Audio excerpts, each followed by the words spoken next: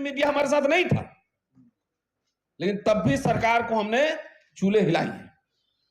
और वही मीडिया अगर हमारे बात को नहीं पहुंचाएगा, वही अलाउड नहीं है, तो उससे बढ़िया हम फील्ड में प्रोग्राम करेंगे, एयर कंडीशन हॉल हमें नहीं चाहिए। चलिए, तो खैर जो मैं तो खुल के बोलता हूं, जो शिकायत है, और मुझे लगता है मैं जो बात कह रहा हूं आप सबको ठीक ही लग रहा हो। हम लोग 10 रुपया में खाना खाने वाले लोग हैं, पुराने वाले में 10-20 रुपया में खा लेते थे, अभी भी है। यहाँ 200 में मिलता है तो 250 है। अच्छा, ठीक है। बहरहाल काफी वक्त हो चुका है, लेकिन 1-2 बातें मैं जरूर आपसे कहना चाहूंगा। आखिर हम जयंती क्यों मनाते हैं? सोचने समझने विचार प्रवाह के लिए, भक्ति करने के लिए नहीं मनाते हैं। जैसे मैंने कहा कि कई जगह भाषणों में मैंने कहा कि बड़े लोगों से बड़ी गलतियां होती है। अगर बाबा साहब कांग्रेस नहीं रिजाइन करते तो और ज्यादा SC ST OBC के लिए काम कर पाते। एक मिस्टेक हो गया। बाबू जगजीवन राम कांग्रेस में बने रहते तो भारत के पहले दलित प्रधानमंत्री बनते, उनसे भी मिस्टेक हो गया।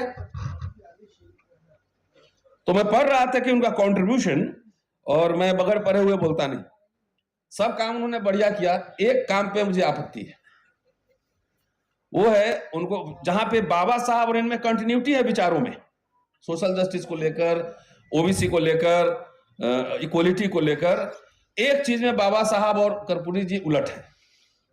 और जानते हैं क्या है? शिक्षा का माध्यम। हमारे पिछड़ेपन का सबसे बड़ा कारण है हमने अंग्रेजी नहीं सीखा। बाबा साहब ने जब पीपल्स एजुकेशन सोसाइटी बनाया था या बहिष्कृत हितकारिणी सभा बनाया था, तो उन्होंने ये कहा था कि अंग्रेजी शिक्षा से शेरनी का दूध है, जो अंग्रेजी पढ़ेगा वही दारेगा। हम लोग दिल्ली से यहां आए, दिक्कत हुई सीखने में, काफी समय लग गया, जो थोड़ा बहुत सीखा। तो अंग्रेजी शिक्षा सीखना बहुत जरूरी था। अगर शायद कर्पूरी जी कंपल्सरी कर देते कि भले तुम फेल करो लेकिन अंग्रेजी पढ़ो, तो हमारी हालत और बेहतर होती। ये बात मानिए आप।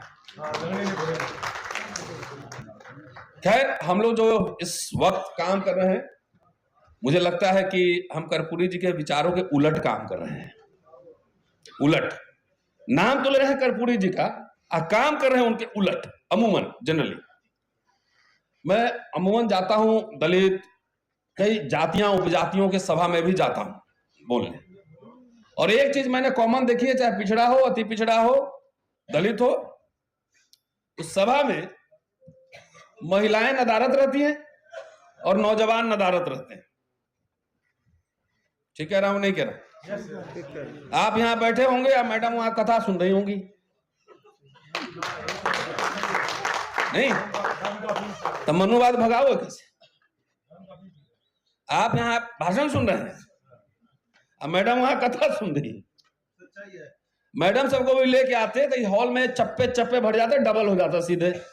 अब बच्चा भी लेके आते, नौजवान क्रांति करेगा ना, सड़क पे दौड़ेगा कौन? नौजवान। तो सब जगह मैं देखता हूं अमूमन 55 के ऊपर और रिटायर्ड लोग ज्यादा रहते हैं। अच्छी बात है, आप रहते हैं, लेकिन महिलाएं नौजवान रहे तो वो वाहक, एक महिला अगर शिक्षित हो तो पूरे परिवार को शिक्षित करती है। ठीक है साहब? तो ये काम हम लोग नहीं कर रहे हैं, और झूठ मूठ हल्ला किए जा रहे हैं कि 90% में आधा तो 75% आप ही में से गायब है।